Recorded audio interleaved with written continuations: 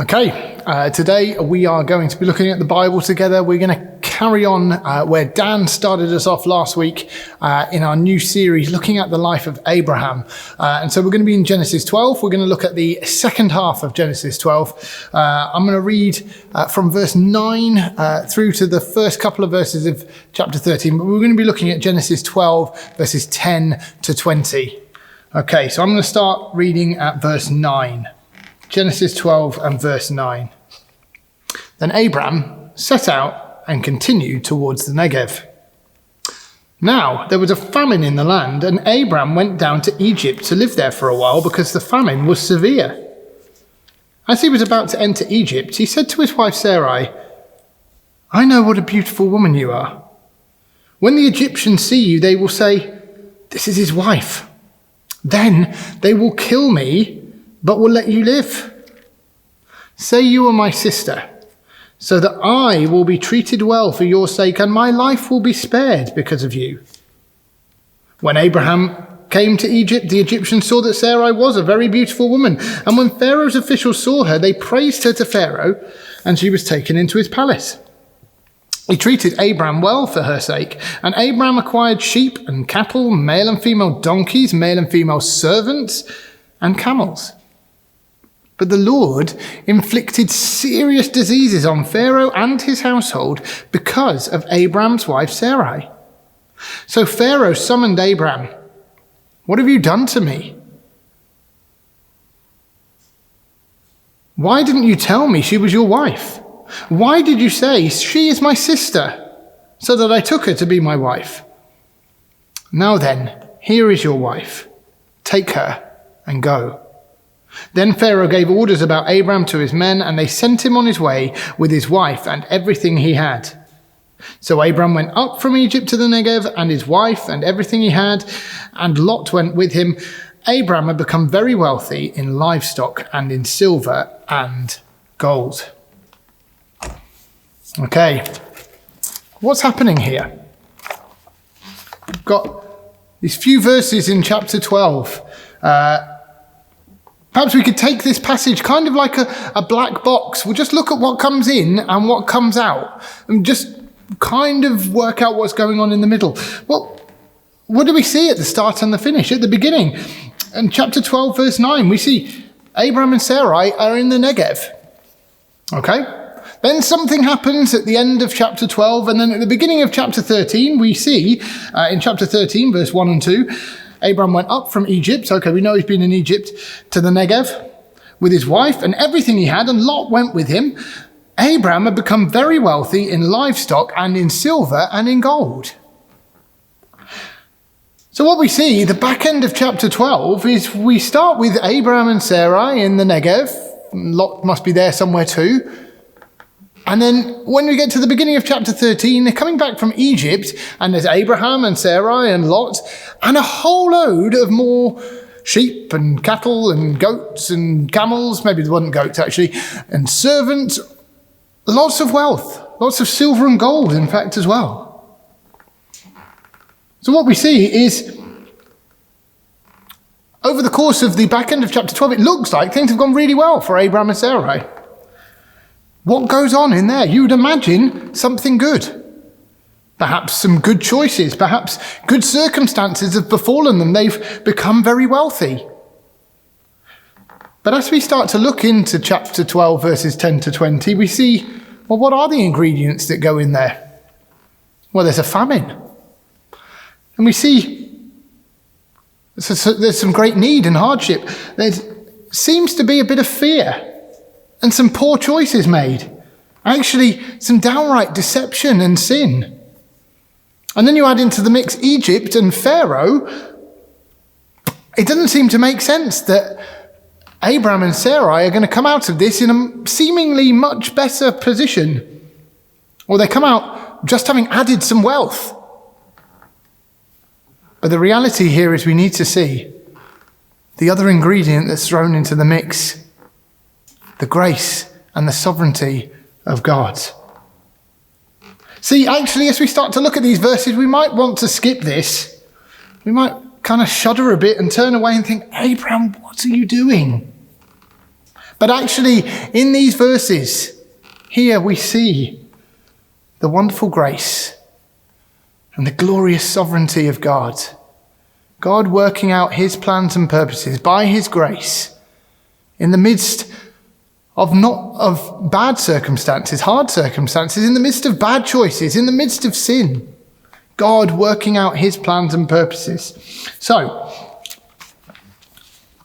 let's have a look at the passage. What do we see of God's grace and sovereignty here? Well, firstly, as we start at verse 10, what we see is that the grace of God and his sovereign plans don't mean immunity from hardship. What do we mean? We're not immune from things being quite tough, from natural disasters, from trials and hardship. What do we see? Chapter 12 and verse 10, now there was a famine in the land, and Abraham went down to Egypt to live there for a while because the famine was severe. Here's the reality. Having great promises from God, living in God's plans and purposes doesn't make you immune from trial and hardship. You see, what Dan was showing us last week, God has given Abraham a massive promise of great blessing. Wonderful verses in chapter 12 and verse 2. I'll make you into a great nation, and I will bless you. I'll make your name great, and you will be a blessing. I will bless those who bless you, and whoever curses you, I will curse. And all the peoples on earth will be blessed through you. Massive promises of blessing. But pretty soon, here we see his faith is tested. There's a famine in the land. You see, we're not immune to hardships. But actually, we can get into thinking sometimes, I'm walking in God's purposes. He has plans for me. Everything's going to go right. So we step in, new beginnings, stepping into a new thing. God's preparing the way. It's going to go well. Well, don't be surprised by the bumps in the road.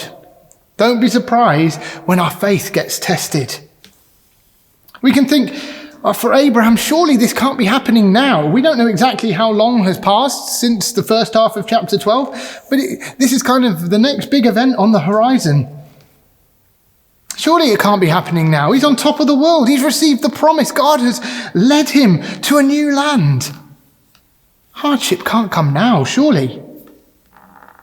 But here's the reality. God doesn't promise that things won't go wrong. God doesn't promise that we won't go through hard times and trials.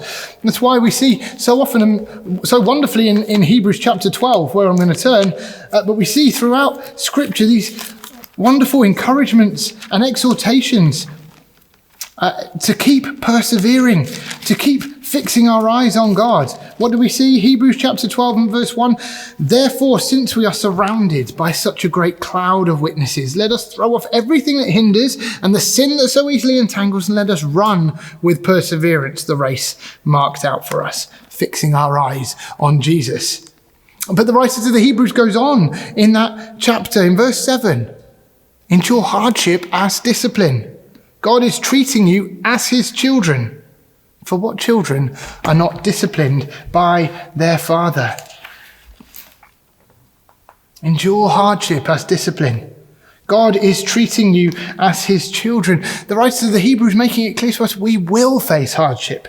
We will face trial. And even in the midst of that, God is showing us that he loves us. God is showing us that he loves us as his sons, his true children. So first thing here we see, we're not immune from hardship and trial. Let's have our eyes open and fixed on God. Because you see, it's so easy to be thrown off course. I didn't expect this to come. I just heard God speaking to me. I've just kind of set off on this new course, and then, I've hit this. To be hit by something. And so easy in that moment to hear the enemy's whispered lies. Where's God really? You thought you heard him. You can't really have heard God only just to be hit by this.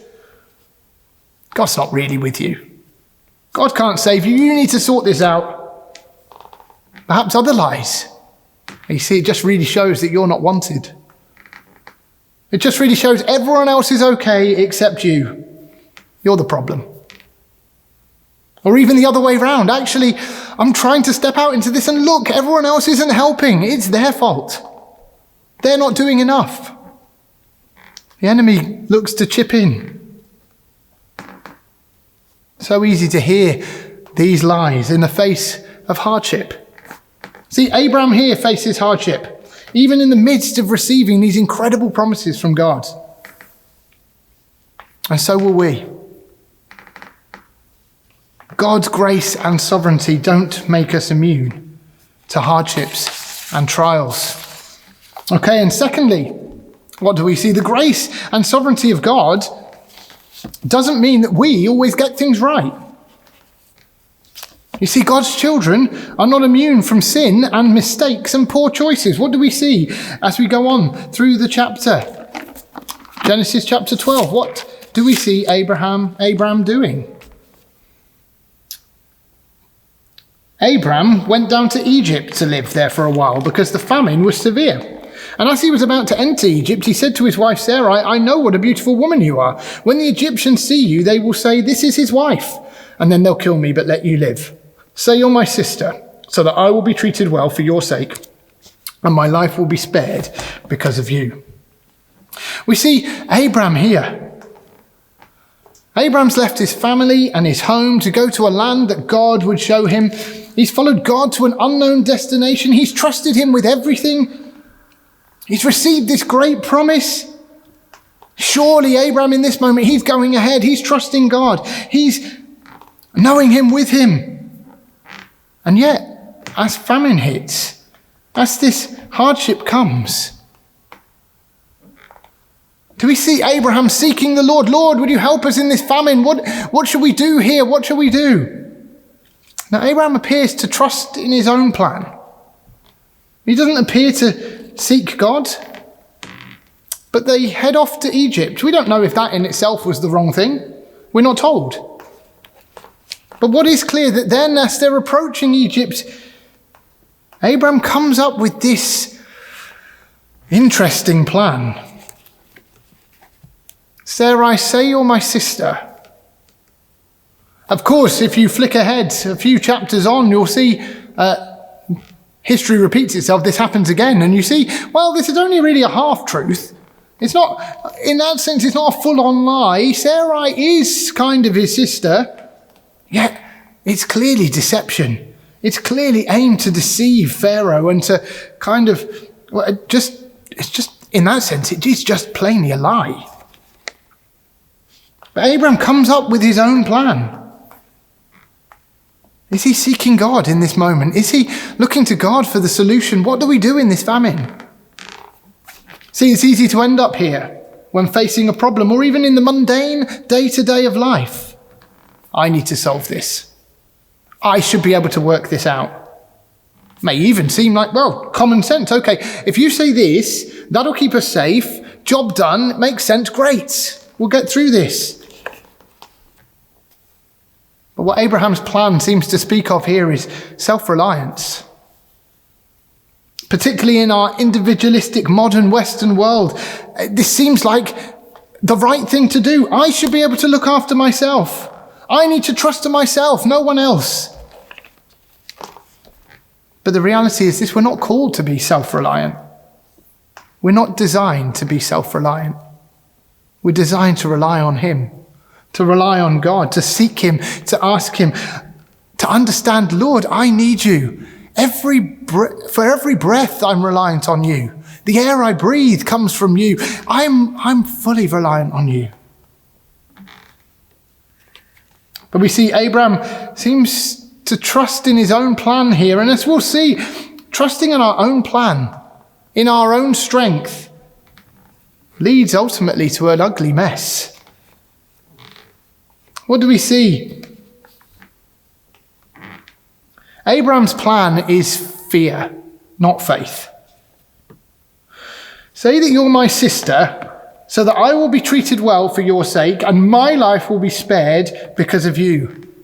Abraham's acting out of fear of the circumstances. Oh man, this famine, what are we going to do? And fear of, actually, if we go into Egypt, with my beautiful wife, what's Pharaoh going to do? What are the Egyptians going to do? They're going to kill me. And the result is pressure on Sarai, manipulation. You need to say this, otherwise I'm going to be in trouble. You need to lie for me.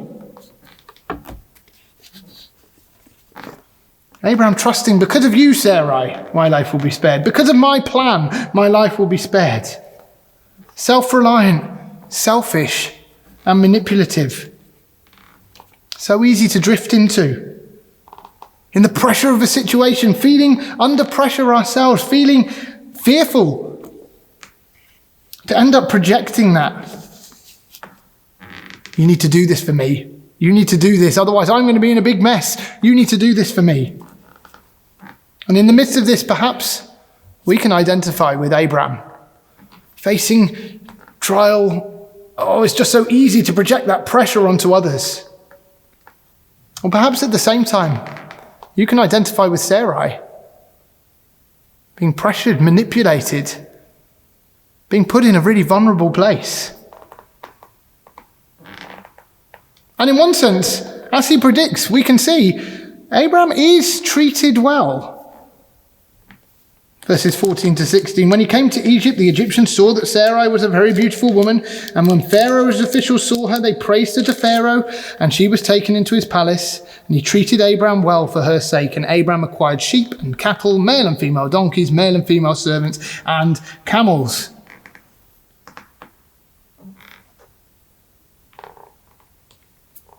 He's treated well in that sense, but it leads to an awful mess. Well, firstly, we see Sarai is put in an incredibly vulnerable position. Going to Egypt with her husband, suddenly she's asked to lie for him, and then she's taken from her husband. She's now part of Pharaoh's harem, separated from her husband, powerless, without a voice in that culture and in that society, having to go through with Abraham's plan to keep him safe. And at the same time, ultimately, Abraham now, I suppose, is rich, but now he's kind of single in a foreign land. This isn't the plan. In a sense, his plan has worked. He's being treated well because of Sarai, but this is not right. This is the family that God has chosen to become a great nation in the land God has led them to. Now they're separated in a foreign land. Trusting in our own plans, in our own strength, just leads to an ugly mess. We need God. But this is the second thing we see. God's grace and sovereignty don't mean we're immune from making bad and sinful choices. We see that Abraham makes some bad choices here. But thirdly and wonderfully, ultimately, we see the grace of God and his sovereign plans and purposes are bigger than any sin and any hardship. God's sovereign plans are not thwarted. What he has said, he will do. God's grace is big enough. And we see in verse 17 onwards, God's grace breaks into this situation. What do we see? The Lord inflicted serious diseases on Pharaoh and his household because of Abraham's wife Sarai. So Pharaoh summoned Abraham. What have you done to me? He said, why didn't you tell me she was your wife? Why didn't you say she is your sister? So that I took her to be my wife. Now then, here is your wife, take her and go. And Pharaoh gave orders about Abraham to his men, so they sent him away with his wife and everything he had. We see God's grace break in. And what do we see? Well, firstly, we see God's grace can come by very strange means. God's grace and God's plans being worked out here come through a very strange way. Through affliction to Pharaoh and his household. Pharaoh and his household are struck by nasty diseases. And this gets Pharaoh's attention. This is how God gets Pharaoh's attention. And then, in a sense, God's grace is brought to Abraham and Sarai through Pharaoh. God's grace is worked out. Pharaoh, having discovered what Abraham has done, what does he do? What we can imagine doing, you think, well, I'm going to kill him. I'm going to pay him back. I'm going to lock him up. I'm going to do... No, Pharaoh sends them away. Take all that you've got and go. The grace of God being worked out through very odd means.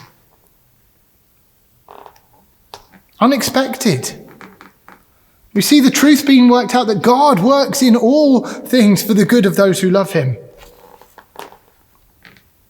Important for us to remember, in the midst of this COVID pandemic, do we see COVID just as this evil imposter, the enemy scheme that's just destroying everything? Or in the midst of it all, is God working by his grace? Is he nudging people, shaking people, waking them up, rescuing people even in this time?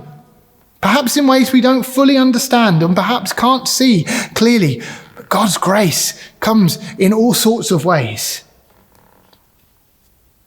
And also we see God in his grace protects the vulnerable. There's grace here for Sarai in her vulnerable position. We see through this story, he's thinking of himself. Pharaoh, he's thinking of himself. No, neither of them are thinking of the good of Sarai, but God sees Sarai. And we see God rescue Sarai from the position Abraham has put her in. Let's remember, God sees the vulnerable. God sees the poor and the powerless, and he cares. Again, at this time, God sees those in the greatest need. God sees those who are powerless and vulnerable, and he cares. And finally, God's grace covers over sin. God's grace works it out despite Abraham's sin. You see, we could look again wrongly. Look back at that black box. Abraham and Sarai in the Negev. Well, it finished with Abraham and Sarai in the Negev with lots of wealth. All's well that ends well. Abraham must have done okay, surely. No. The end justifies the means somehow. We can so easily try and justify our actions. Well, it worked out, didn't it? I can't have done it too badly. No, let's recognize Abraham's sin. And let's recognize our own sin. Easy to think, well, does it not matter then? There's grace. God sorts it out. It doesn't matter. We find ourselves stepping into what Paul was challenging in Romans chapter 6 and verse 1 and 2. Romans 6 and verse 1 and 2. Challenging that kind of attitude. Oh, it doesn't matter because there's grace. What should we say then? Should we go on sinning so that grace may increase? By no means. We are those who have died to sin. How can we live in it any longer? No, by no means.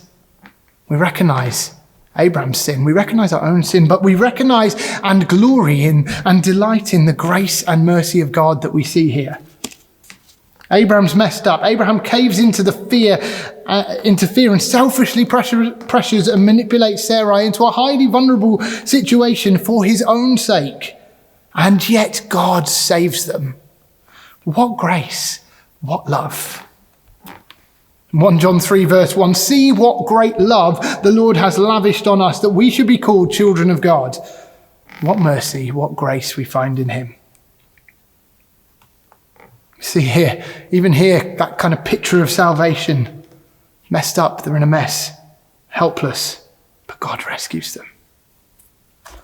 God's grace is big enough and his sovereign plan cannot be thwarted. So what do we do? What do we do with this? What do we do with these verses that, as I said, in some ways, we might just want to skip over? What on earth is going on here? Abraham, what are you doing here? But let's see the grace of God and his sovereign plan being worked out. God has chosen these two. God is at work in these two and his plans are being worked out. What he says he will do. And by his grace he works it out. Let's be encouraged. God is at work. For us, I suggest let's resolve again to trust him, to persevere, to stand firm. To not be thrown off by hardship, but to recognize, God, you're at work in all things for the good of those who love you. You are carrying your plans and purposes on. Look, God, I see how you even worked it out here in this situation. Perhaps in there's a call to repent. Perhaps reflecting back on the situation Sarah was put in, perhaps there's a call to forgive or to recognize pain and hurt that's been caused. But ultimately, let's lift our eyes in thankfulness. Shall we remember this? What great love the Lord has lavished on us that we may be called children of God. Look at the grace of God. Look at how wonderful his plans and purposes are, and he will see it through. What he said he will do. His grace is big enough. Amen.